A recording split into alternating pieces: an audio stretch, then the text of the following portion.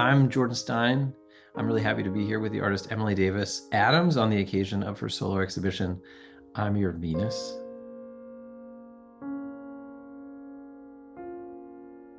Emily and I are going to have a conversation about the work and about the installation and about the many ideas, subjects, themes that are at play.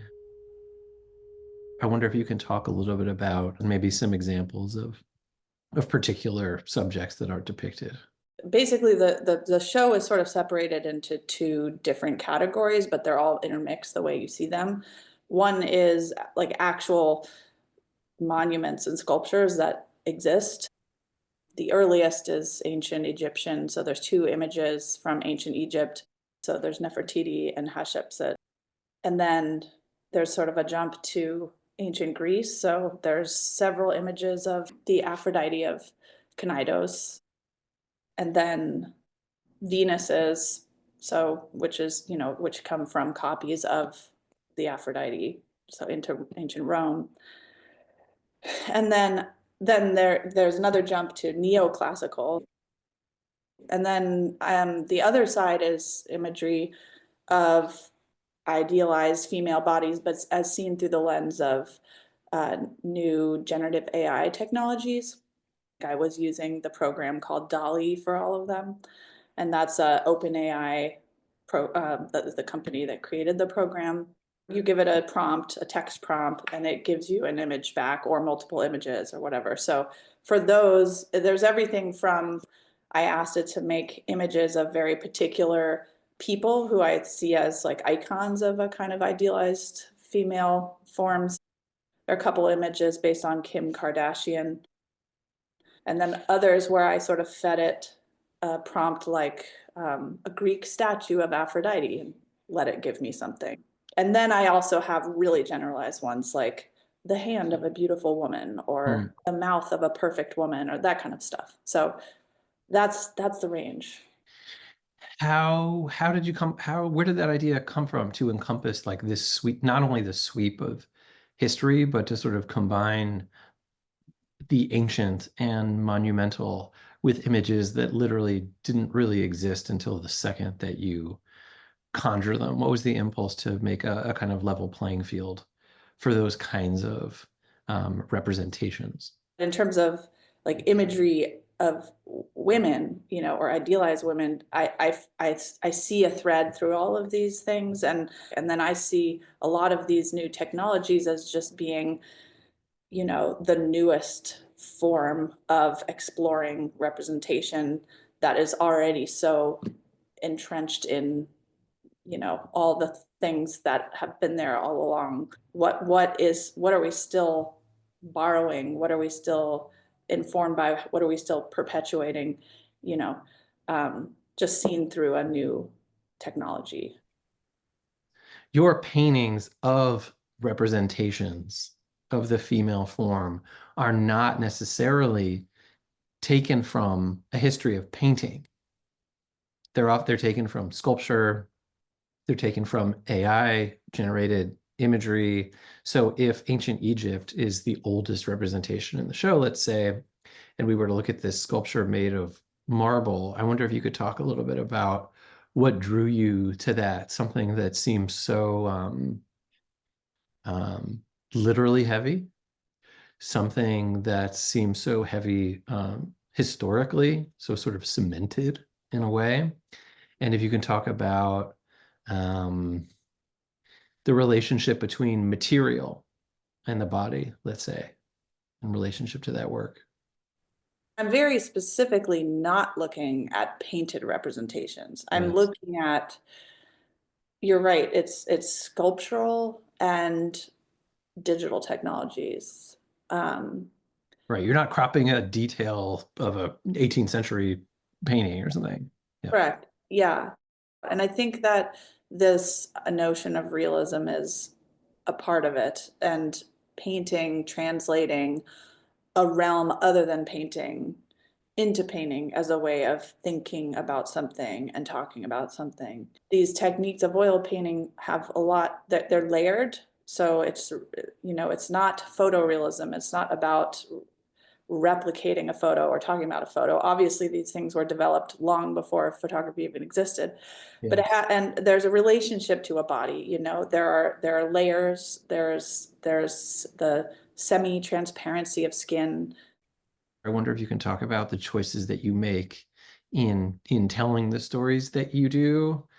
That's not quite the right way to say it, but how you choose different details, how you go about editing and cropping images. What I'm trying to do is put everything on the same plane, and the cropping was partly to decontextualize the imagery from so that it's a little harder to tell what it is and where it's from, so that there's a closer emphasis on the relationship between them, Hmm. between all of the images in the show. In the one-to-one or almost one-to-one scale with the viewer, that I wanted there to be some kind of intimacy with the viewing, that there's a sense of looking at a part of something that you're relating to body. But it sounds like you're making a kind of equation between the act, let's say, of you deciding to crop a sculptural form in a particular way to represent it in painting, as you might crop a certain language prompt to feed to AI to conjure some sort of image, that there's something similar about you're just setting yourself up.